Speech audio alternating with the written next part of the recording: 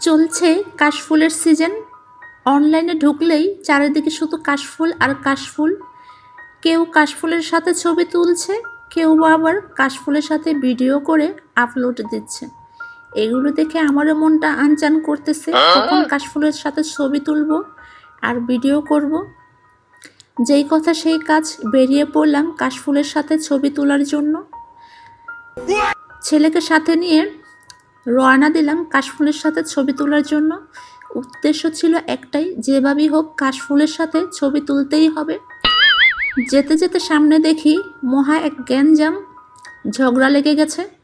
আমিও দাঁড়িয়ে দাঁড়িয়ে খানিকক্ষণ ঝগড়া দেখে নিলাম। ঝগড়া দেখতে কার না ভালো লাগে। ঝগড়া দেখা শেষে যেই একটু সামনের দিকে এগিয়ে গেলাম, ওমা, দেখি হুজুর তার ওয়াইফকে নিয়ে কাশবনে যাচ্ছে। আমিও ভাবলাম আমি কেন এত দেরি করলাম, আমার আরও আগে আসা উচিত ছিল। তাই আমিও হুজুরের পিছন পিছন কাশফুলের সন্ধানে চললাম। যেতে যেতে দেখলাম ওই যে কাশফুল দেখা যাচ্ছে, এ যেন মেঘ না যেতেই বৃষ্টি।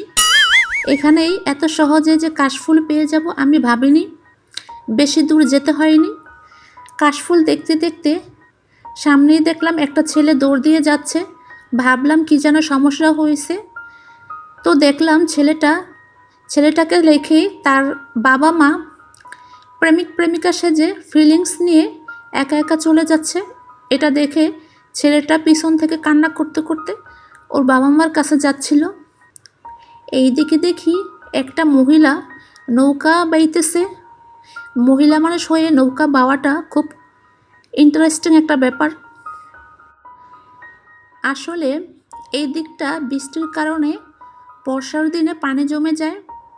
পানি নামার কোনো ব্যবস্থা না থাকার কারণে বর্ষার দিনে প্রচুর পানি হয়, যার কারণে ওনারা এই পাশে প্রয়োজনীয় কাজ সারতে আসতে পারে না। তাই তাদের নৌকা ব্যবহার করতে হয়। কোনো প্রয়োজনে তারা নৌকা ব্যবহার করে এ পাশে আসে। বাসায় হয়তো বা কোনো পুরুষ ছিল না, সেজন্য বাধ্য হয়ে মহিলা নিজেই নৌকা বাইতেছে।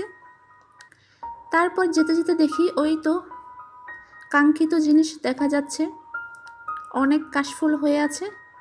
কাশফুল দেখা গেলেও কাশফুল হাত দিয়ে ছোঁয়ার বাইরে ছিল, কারণ কাশফুল ছিল নদীর ওই পারে। নদী না, পুষ্কুনি বলা যায়। প্রচুর পানি ছিল, ওইখানে যাওয়াটা অসাধ্য ব্যাপার ছিল। তাই পাড়ে দাঁড়িয়ে দাঁড়িয়ে ভাবতেছিলাম কিভাবে কাশফুল আনা যায়। কাশফুল ছিল অনেক দূরে, এখানে প্রচুর পানি জমেছিল, অনেক সুন্দর কচুরিপানা। পাড়ে দাঁড়িয়ে দাঁড়িয়ে ভাবতেছিলাম এত দূর থেকে কিভাবে কাশফুল আনবো।